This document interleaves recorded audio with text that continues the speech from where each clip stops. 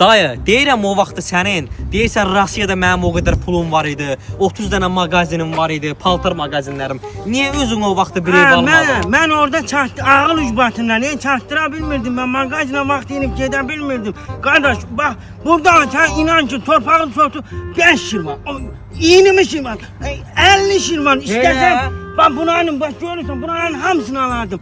Ağıl ucbatından hamısını. 5 şirvan idi torpağın sotu burada. Bana da, mən də pul, bacıoğlu, dayıoğlu hamısını yığdım yanıma. Pul maş oynar. Rusiyada eləmir. Dayı, bə sən Rusiyada meşoxla pulun var idi. Niyə özünə bir ev almadın? Bir adam ağılsızlıq edir. Yedim içtim, vurdum, Natasha'da bir taraftan yedim şu. Allah, Rusiyanın küçələrində ağac, kuş kırıldık. Bakan denebilir ki, gaz vurup kazan doldurduk. Tuman köylerde fiyatı 500 rubl, 600 rubl. Gellerim böyle hay miktarı.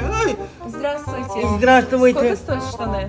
Fiyatı 500 rubl. 500 рублей. Дорого очень. Очень дорого. Спасибо. Sen de sağ ol, sen de sağ ol.